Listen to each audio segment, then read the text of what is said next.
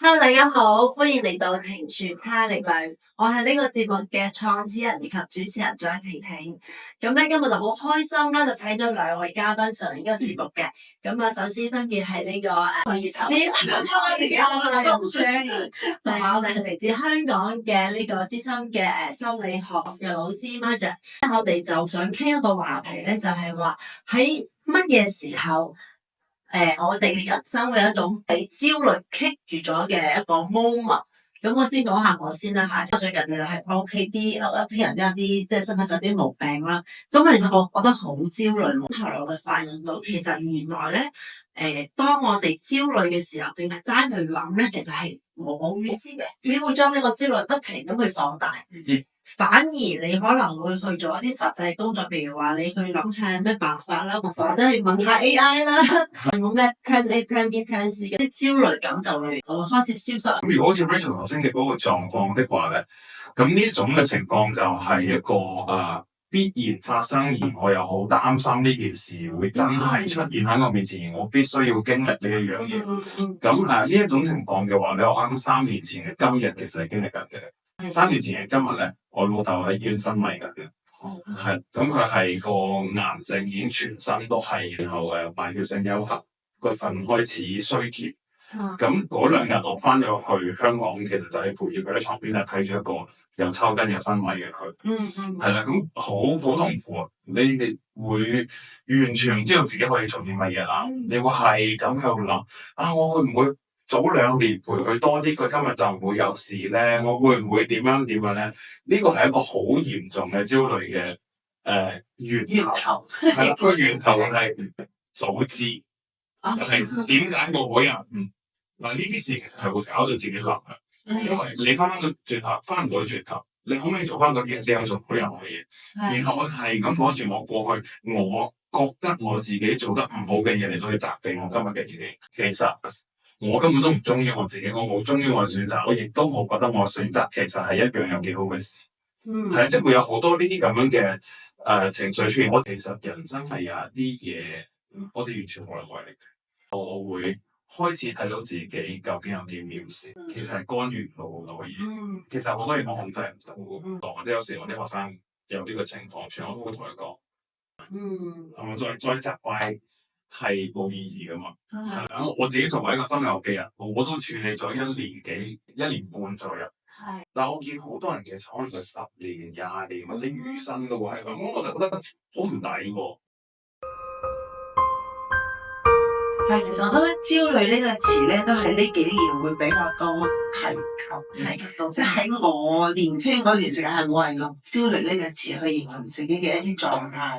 咁當然啦，其實你話你擔心呢啲工作做唔做得好啊，或者你交唔交付到他人對你期望啊，咁其實你都肯定會有緊張，或者真係會思慮過度嗰種情況，但係就好少用一個詞去概括呢啲嘢。咁我覺得而家可能係一種便利啦，大家一用焦慮兩個字就好似好容易入屋貼咗標籤，係啦，好容易就講原來我呢種就係焦慮。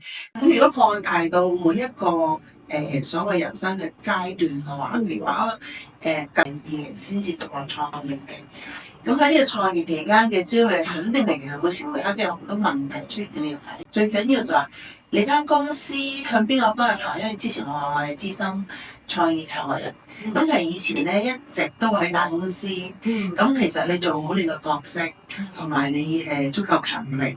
但係到我真正係自己去呢間公司嘅時候，就係所有問題，錢喺邊度嚟啊？項目喺邊度嚟啊？係啊，我係咪要交租交人工啊？咁呢個時候開始嗰種喺經濟上行事嘅，好容易得到正反饋。咁嗰陣時你就唔會有焦慮呢個問題，你覺得有一次挑戰好興奮。咁但係到2020年開始係真正係獨立，即係冇 partner，你有焦慮嘅時候，就慢慢浮現咗少少。我覺得你講得好啱一樣嘢，其實我哋係咪將呢個焦慮貼咗標籤同埋放大咗佢咧？其實我好似以前從嚟都冇覺得有焦慮呢件事。即係其實頭先講咗一個好重要嘅 point，就係我係相對嚟講係一個行動派。譬如今朝嚟，其實你成件事我都覺得好簡單啦。反而就係我今朝嘅焦慮時間係咩咧？我本來約咗一個朋友合作送我過嚟，因為都有啲佢嚟啦。咁但係未先去辦一件事，咁我喺屋企等佢嗰時候，咦我計住個時間，又見到你哋兩位好專業喎，又話提前半個鐘，提前1個鐘，咁話死啦咁。咁呢個我就開始有嗰種焦慮感，就係其實我覺得翻返轉頭就係更加多嘅係話，當一件事我哋呢啲對自己都有少少要求啦，同埋計劃性都相對強嘅人，當嗰個事情唔按我嘅計劃行進嘅時候，我會產生嗰種緊張感。如果我哋用焦慮嚟去睇，點解一個人會容易焦慮？點解有啲人會咁容易焦慮咧？我可以用兩個角度，一個就係叫做 why， 即係為什麼；另外一個就係叫 how， 過程。咁所以當我哋處於我哋係會被教成為一個 why 嘅人，我哋會喺度諗點解搞成咁咯？發生咩事啊？係邊個責任？係咩問題啊？其實就係會陷咗入去一個焦慮嘅循環入邊，因為你齋喺度問問題，你係用緊自己認知嚟去諗呢個問題，咁其實你係破唔到局㗎。係啦，咁所以我平時譬如我哋上課又好，諮詢都好，都會同我哋嘅學生講，如果你係 why，你諗點解會搞成咁咧？點解會咁辛苦咧？你問3次就夠㗎啦，第4次你就問自己一個問題，咁我應該做啲乜？係啦，即係要容許自己可以沉一沉嘅，呢個冇問題嘅。如果唔係，又會有其他問題出現㗎啦。咁所以問完 why 之後咧，就咁我可以做啲乜？然後我想要啲乜？第一步可以做啲乜？係啦，其實咁會容易令到自己出翻嚟。係啦，即係其實頭先Benji 都有講到，就好多時候呢啲壓力來自於你預判他人對你嘅期望。咁其實當你做唔到，咁我就會自己有個緊張。咁其實我自己嘅經歷就係，反正就係每一次當我去到個所謂困境嘅時候，我都會問嘅，即係我會唔會去翻邊度，我邊一步就會好啲咧？呢個其實好緊要嘅反思。但係其實我每次都話唔係嘅，呢個問題都我個人就有問題。但係咧，我每一次都同自己合理化我嘅每一個想法。你話其實工作即係你每一個人生大事都好似話我創業咁我呢幾年其實都覺得比較艱難，你就講晒，即係咁你好勇敢咯！疫情嘅時候，肯定家人都會有呢樣有壓力俾你，就係因為之前我其實算係比較強，可以即係負擔經濟嘅嗰個角色。咁但係後尾創業之後，反而我就變咗弱勢，需要支出啊，或者咩，或者有好多困難要解決嘅時候，咁你嘅另一半有時候。你睇下，你都唔識做生意嘅，即係佢，你其實係一個冇經濟頭腦嘅人，點解要將自己放喺呢個處境？你首先要幫自己建立一個強大嘅範圍，即係你唔好俾佢影響就係，即係我對自己負責。人生贏家咧，唔係話俾你聽，你成世人都冇遇到任何困難，而係話你遇到困難嘅時候，你點樣去解決？我身邊好多 friend 都係好靚女嘅，佢哋會有一種錯誤嘅諗法，覺得因為我靚，或者我更加容易獲得啲社會資源，或者我人哋對我嘅一啲寵愛，或者係真係叫似麗行空啦。咁當佢如果遇到一啲挫折困難嘅時候，佢未必咁容易會好過到去啊。係啦，咁所以其實我覺得咧，好多時候就唔好去將自己貼一個標籤。即係將自己放翻喺應該喺個位置，而面對困難嘅時候，點樣我曾經亦都試過一段好低谷啦。望翻10年前嘅我自己嚟講咧，我覺得好彩有呢個經歷，令到我而家更加之強大。係令我跌眼鏡嘅一個女，多謝。咁我其實我自己都跌眼鏡嘅，因為我都從來冇諗過話我可以。但係即係你令我驚訝嘅係可能你都已經係花樽型嘅，但係其實你好努力，你背後都好努力。嗰時寫嘢啊，你唔認我就寫到佢噏頭為止。咁我覺得呢個係年齡好特別嘅嘢咯，即係好多靚女就係咁我靚咪得咯，我用靚獲取一啲資源。咁但係其實你係會需要我嘅一啲專業技能啊，或者才華都會有提升及見到啊！我用咗我20年嘅呢個時間去將我花樽呢個名搣咗。其實我覺得唔一定人哋認為你係花樽，而係我自己俾自己貼咗個標籤，所以我不停要去用。我好用力咁去搣咗。跟住喺呢個過程中，我就會發現其實有陣時候遇到一啲人生嘅困境咧，其實原來我都得嘅情況下，我嗰種自信心就會不停咁增加，包括可能你每一次嘅遇到困難嘅焦慮會不停咁減少。其實我哋點解會覺得困難或者焦慮？其中一個好重要嘅原因係因為我哋想改變嘅現狀，我哋想去抗衡嗰一件事。有某啲嘅難關嚟到，我想去搞掂佢，然後我唔要佢出現，我唔可以俾呢樣嘢又，我係咁推翻轉頭。但嗰道力其實真係好大噶嘛，你冇辦法。你只能夠喺度頂到最後，我白咗我定神可以屈啊！所以喺遇到我哋人生嘅難關嘅時候，不妨去換一個角度去睇，就係 OK，去到呢一步，而家有一個咁嘅情況，我應該點樣去面對呢件事？我應該點樣去睇呢件事？因為我哋係被教育，但係人都係好驚一啲負面嘅感覺，係因為呢個生存本能嚟噶嘛。係因為呢樣嘢，我哋人類先至可以活咗咁多嘅世代。然後同時亦都係因為呢樣嘢而限制咗我哋嘅一個走向。我哋會更加偏向一啲好快樂、好愉悅嘅一個感覺，一啲所謂叫廉價嘅多巴胺啦。然後另外一種嘅係乜嘢？好大嘅一個力量衝到埋嚟，我好想逆唔到。而我透過喺呢個過程入邊，好多人會話：我成長，慢慢咁樣成長，就係我唔再去同我生命入邊發生嘅事情對抗。佢嚟到，我就俾佢喺我隔離，應該存在。係啦，當我哋越同嚟嘅嗰啲嘢對抗嘅話，我哋越嘗試去逆轉一啲我哋所謂唔想發生嘅嘢嘅話，我哋就會感覺到非常之痛。根本就係應該要俾你去承受，俾你去體驗，俾你去感覺嗰一個逆境啦。經歷咗之後，你喺嗰件事入邊揾到你嘅學習點之後，其實你就升咗下一個層級啦。咁所以根本就係你嚟緊會有啲好好嘅嘢俾你。而家呢一刻，你一定要足夠地練大隻咗自己先。我少少打機嘅喎，即係我一路都係咁，係佢就係一個遊戲，係啦。咁你破咗呢一個局啦，你搞掂嗰件事，咪又去下一個版圖。我哋係要演好每一個我哋人生嘅角色，僅此而已。咁其實我亦都發現得到咧，喺好多家庭裏面咧，尤其是啲全職嘅媽媽咧，佢會有一種焦慮啊，即係話，即係包括我以前都會有嘅。我係咪一個好媽媽？我係咪一個好妻子？咁我以前點解會有種焦慮咧？係我係覺得，我會唔會缺失咗啲咩嘢俾佢咧？咁後來我就發現咧，我同佢講，我話，阿媽好攰啊，即係我都唔係聖人嚟嘅，我都會有做錯嘅事。係啊，咁我就發現其實你調翻轉翻個角度，或者係會同佢炸頂，我就媽媽唔得啦，好攰啊！呢個時候反而我覺得我仔係成長啊。即係難就話點樣去訓練男仔去成長，就係你作為媽媽應該試噶，令到佢知道佢點樣去擔當呢個角色。試過病發燒嘅時候，瞓喺床度發燒，我仔嗰時幾歲啊？5歲6歲，佢走去攞杯水俾我飲。即係我覺得呢啲其實係作為一個媽媽嚟講，或者係你應該去學識得放低自己嘅。第一次做阿媽，即係我係都唔識嘅，我都會犯錯嘅。咁你放低呢個架之後，呢個標籤之後咧，其實好多焦慮啊，或者係一啲不必要嘅矛盾就會化解咗。我喺之前，我對自我係有好多嘅思考同探索，所以我就覺得，就算我做咗人哋嘅老婆，或者做咗人哋嘅媽，我都首先係做自己嘅。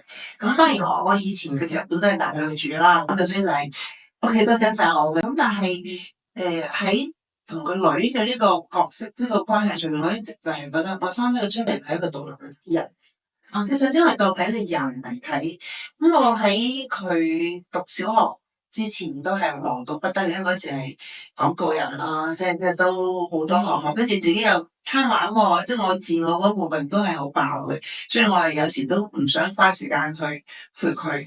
即係日常生活就譬如我媽媽就講緊冇學識去照顧我女，咧我就會唯一堅持嘅就係每晚只要可以早啲翻嚟就會同佢讀，即係佢瞓下之前幫佢讀書讀故事。咁我後尾發覺咧，原來佢可能佢有啲遺傳我先生嘅有少少閱讀障礙，即係唔係話，即係我睇嘢好快，即係我閱讀能力好強。咁我覺得佢哋兩個點解睇睇嘢咁慢，但係我哋因為通過我同佢朗讀咧，咁佢有好多嘢入咗去啦，即係佢嘅思維系統啊咁樣。咁我覺得其實佢而家成長出嚟嘅時候，人嘅思考啊，即係譬如啲閱讀啲審美啊，即係或者得益於我堅持每晚去讀。可能半個鐘一個故事咁樣，其實唔係偉大，但我覺得有好難咧。我覺得我只能夠俾我半個鐘。其實我喺佢嘅生命裏邊，我做咗好多好自以為是嘅決定。首先咧，有咗佢，我同我先生係閃婚嘛，有咗佢先發覺不如結婚啦。3個月，我喺我識我先生之前，我覺得我係唔要小朋友，因為我嘅當時嘅諗法就係呢個世界好多人啊，如果我有多餘嘅能力，我就會去收養一啲，即係會有啲性好腐敗，就覺得我唔需要自己再睇個生命有咁大責任。咁但係我先生又非常之傳統嘅人，即係我遇到佢嗰刻，我就知道，如果佢同呢個人有啲咩嘅話，我可能就真係免不了要結婚生仔呢啲比較傳統。咁果然其實有好多嘢，我覺得可能冥冥中都係有一啲注定嘅。我同其他人有冇乜事嘅，我就都好快就有覺得我又做唔到呢個決定，話唔要佢啊。然後我就係啦，有咗小朋友之後，我就計咗下，佢嘅預產期係9月10幾號，我唔得喎，點可以輸喺幾把線咧？9月1號要入學啊嘛，咁我就入院話醫生，我要喺8月31號之前將佢拋出嚟，咁即係我連佢嘅生日我都要決定。我而且咧過咗8月2號咧，佢就處女座啦，我唔中意處女座，我係咪要8月2號之前拋佢出嚟，就係佢獅子座。係，結果其實又係一切都係命定，就係醫生話佢仲係即係喺個胚胎裏面係唔夠成熟，咁我醫生就第一次接受原來好似你話齋唔係乜嘢都可以主宰。咁事實上證明就係其實我爭嗰10幾日係毫無意義嘅。咁所以佢翻學之後佢就永遠都係班裏邊最細嗰個咯。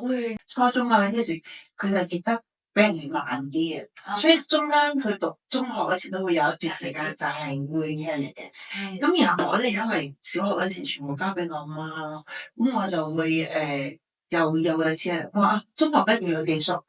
我係你要戒奶，你要切斷同阿婆婆嘅呢種依賴，因為我媽咧佢係做老師嘅，其實佢對我係嚴厲到不得了。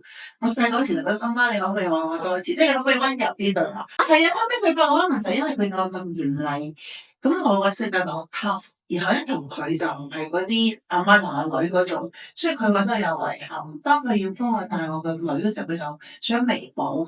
個女咧就會好拖拉啦，因為有人咧更加緊張嘛，有人更加包辦佢一切。咁我又覺得咁樣唔得，咁我就話你要去寄宿，幫佢揀咗寄宿學校。結果話佢第一個學期晚晚喊，晚晚去煩個宿管老師，但係因為細咁老師都好心痛，都俾佢，咁佢就又強行要佢即係戒斷咗嗰啲情感嘅一啲嘢。咁其實前面都有好多我自以為是，以後可能唔係咁正確嘅嘢。但係到佢高1高2，即係佢因為讀國際學校啊嘛，咁我就終於覺得佢好似有啲唔妥。就佢以前係一個好活潑、好可愛嘅小朋友，從初中開始佢越嚟越沉默。而且我仲嗰時未醒覺，同啲朋友話：喂 Shelly， 點解阿璇我個女叫璇？佢話好似而家變得好沉靜，佢就係變咗所有人眼裏邊好乖，好乖嗰個女仔。咁但係我後尾先有意識到佢可能有啲問題，於是我又做咗個決定就係咁你停學啦。即係 gap 咗1年，咁但係呢1年我就係首先話你翻返我身邊，你同我一齊，你知道媽咪點解咁忙，咁然後咧就你同埋爸爸媽媽即係一齊，即係你知道我哋日常係點樣生活嘅，咁佢好開心，因為嗰時其實佢要面臨嘅揀，即係揀去邊個方向啊，因為佢哋我就係去到11年級佢就要揀即係咩文科藝術科呢啲咁其實佢嘅理科係一塌糊塗，化學數學都好差，咁所以就後尾就你不如停1年先啦。佢好開心，跟住嗰1年裏邊，因為你知道我後尾做到好多工作都係同啲手工啊、藝術有關嘅，咁我就有好多資源俾佢去做佢中意嘅嘢，譬如跟好多老師去做衫啦，去做木工啦，咁做晒佢自己想做嘅嘢之後，然後嗰1年裏邊我哋嘅即係關係就突飛猛進，就變成咗好平等，佢好理解媽咪係點樣喺度即係喺呢個工作，然後亦都影響咗佢好多。到過完1年話咁你要揀嘅喎，咁於是佢又揀咗一間好特別學校，因為我覺得佢離開一個即係系統。嗯，咁華德福咧嗰種理念又係好寬容嘅，係好多手工。咁我就話，咁不如你先去嗰度適應下。你話你其實你始終都唔可以淨喺屋企㗎，你要有你嘅同齡嘅小朋友。咁於是佢又去，結果因為佢畢竟係國際學校出嚟啦，佢英文啊都好好啦。咁同埋佢嗰一年裏面做咗咁多手工嘅畫畫啊，咁佢喺華德福咧係得到好多稱讚。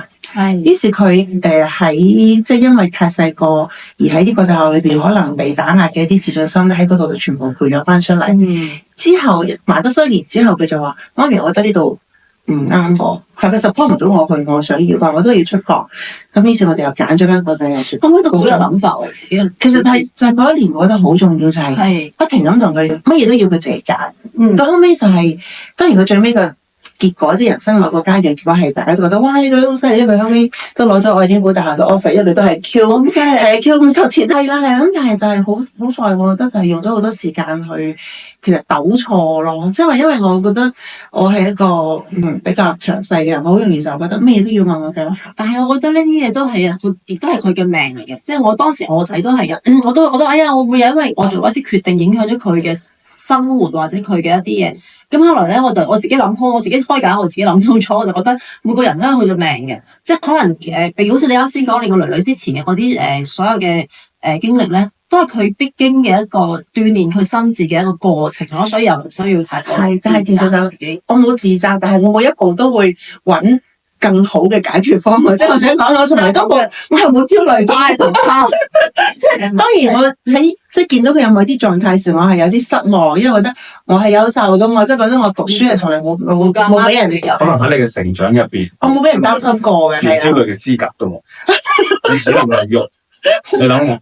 有喺整個成長入邊，你根本其實我都好中意有你喺度。如果係咁嚴厲、咁嚴格嘅話，個小朋友係冇資格焦慮。係啊，所以我一直都係我認真做佢嘅成長，所以呢個係好好嘅一個素質去培養咗出嚟。係，咁但係其實我自己成長嘅時候，我每一次都覺得我以後有個小朋友，我一定唔係咁樣教導。你知唔知？即係我又有呢個逆反心理就。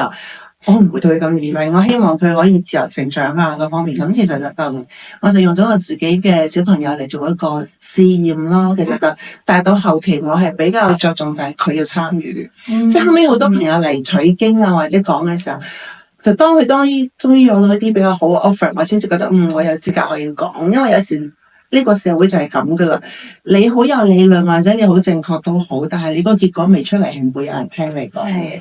咁所以當佢我覺得可以分發，所有人都話但佢嗰種成績唔好或者即係唔係咁盡好時，你竟然俾佢停學，係啊，我嘅國外好傾好多嘅。我就係一個頭先你講嘅，有好多理論，有好多方法，但係冇結果嘅一個人。我亦都係一個頭先你所講嘅，有得幫唔使貼呢啲。我亦都係一個所謂嘅不傳統嘅一個人。我今年40歲，拍咗拖13年，未結婚，未有小朋友。